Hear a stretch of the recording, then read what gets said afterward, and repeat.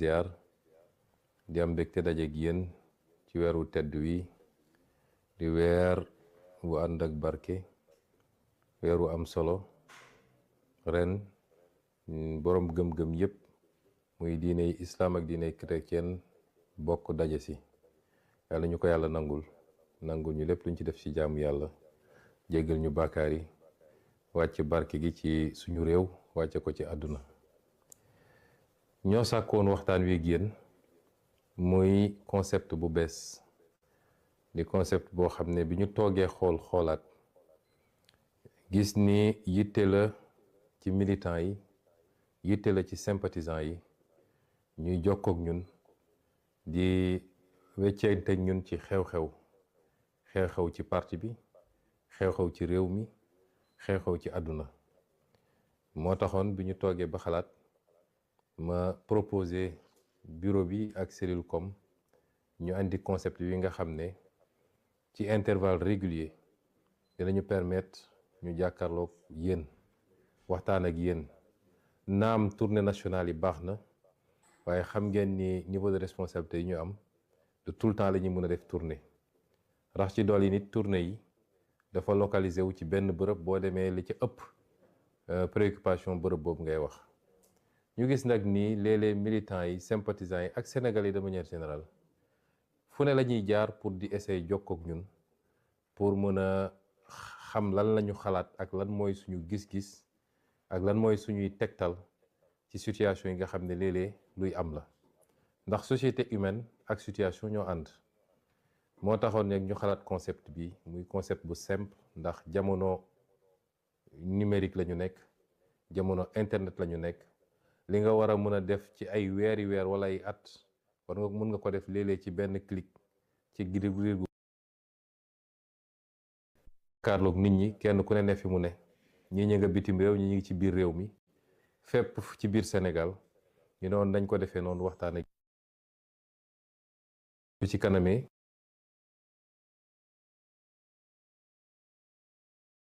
première édition bi wala première numéro bi sàkkoon nañu 14 régions Sénégal yi région bu nekk mu am kenn ku ci laaj ku jàllale benn laaj ak waa diaspora mu am ñu ci jël ak yu ni mel kon loolu mooy concept bi ñu ñaan yàlla mu may ñu dugg ci jàmm génn ci jàmm te lépp lu ci nit xaaroon ci ay leeral yu mu bëgg mu am ko ci waaye dinaa doore sama kàddu ci introduction bu ndaw ngeen may ma def ko ci kàllaama nasaraan ndax bëgg naa ci wax lu weesu réew mi ndax dafa di xew-xewu jamono mu làmb àdduna bi yépp.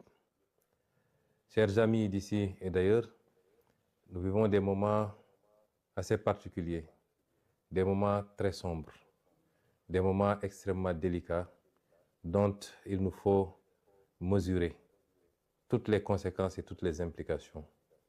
Depuis 2 jours, s'est déclenché au Moyen-Orient une guerre, il faut l'appeler telle quelle, déclenchée par les États-Unis d'Amérique et leurs alliés israéliens qui ont choisi de frapper un pays, notamment l'Iran, et qui ont déclenché la riposte de ce pays qui a embrasé toute la région du Golfe.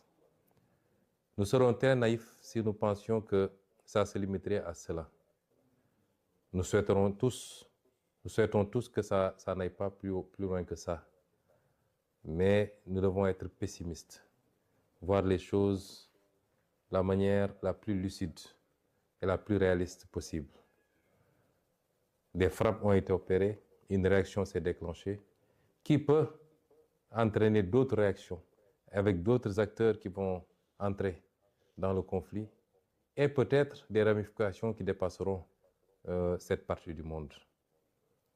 C'est déplorable parce qu'à la base, nous sommes dans une situation, depuis 1 an maintenant, nous sommes dans une situation de remplacement du contrat social mondial par un retour à l'état de nature, de liquidation du droit international, où un pays peut se donner le droit à tout moment de kidnapper des présidents, de s'attaquer à d'autres pays, d'asphyxier des pays pour annoncer en prendre possession pacifiquement plus tard.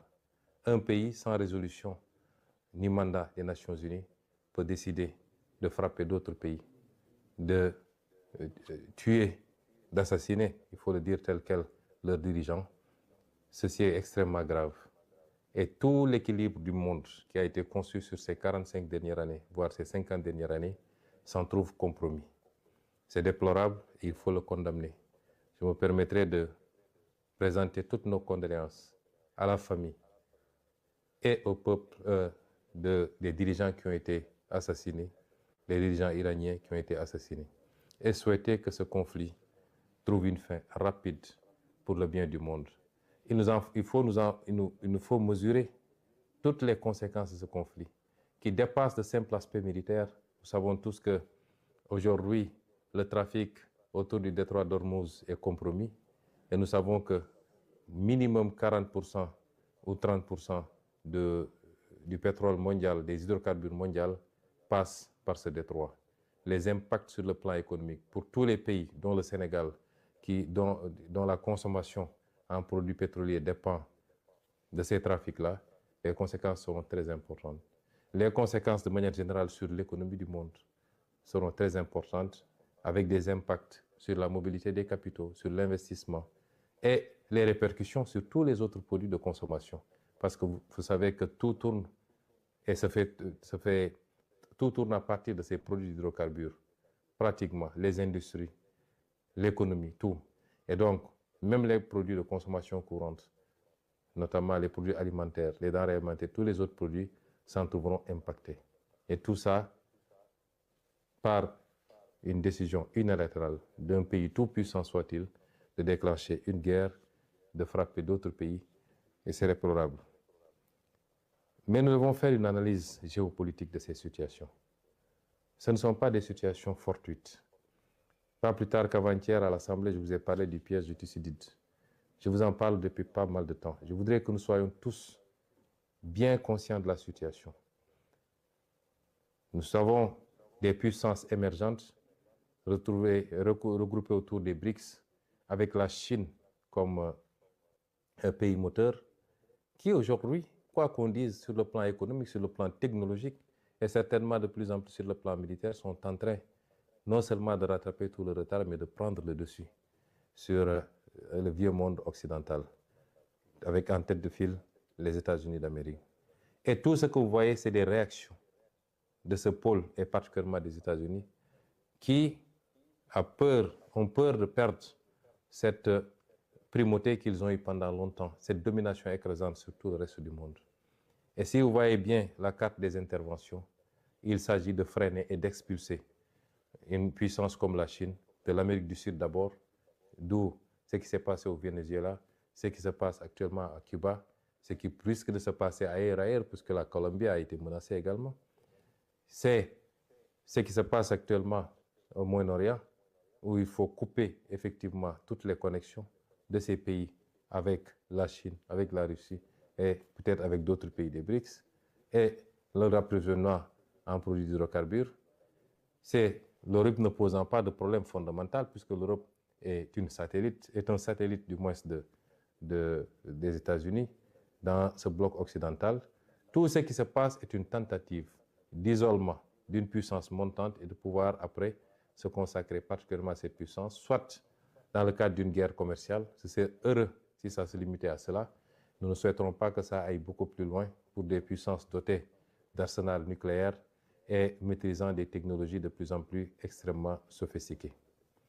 Nous sommes dans ce contexte géopolitique bien particulier. Quid de l'Afrique? Parce qu'on a parlé de l'Europe, on a parlé de l'Amérique, on a parlé de l'Asie. Et comme d'habitude, il est très difficile de parler de l'Afrique, puisque les Africains n'ont jamais pris la responsabilité pour comprendre les enjeux et comprendre qu'ils n'ont pas d'amis, ils n'ont pas de parents et qu'ils doivent compter sur eux-mêmes par les réformes qu'il faut, par le règlement d'un certain nombre de contentieux ou de conflits inutiles, par la stabilité, mais surtout par le travail, se mettre au travail. Nous sommes le continent qui n'existe pratiquement pas sur la carte géopolitique, mais qui semble être la seule à l'ignorer.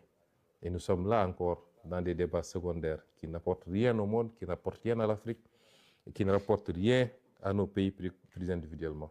Cette Afrique-là, qui n'est jamais sorti sous le joug de la colonisation. Parce que ce qui se joue actuellement, c'est une forme de réitération par certains empires de volonté coloniale.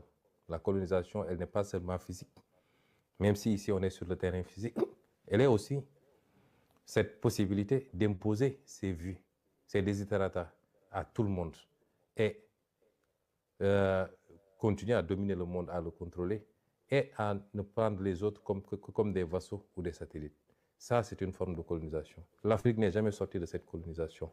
Et je m'en veux pour preuve que ce que les d'aucuns appellent la néocolonisation, par les monnaies coloniales, par le pillage des ressources naturelles, mais également par la dette injuste imposée à l'Afrique, les conditions extrêmement délicates d'accès à ces crédits et tout ce que ça fait porter comme poids à l'Afrique.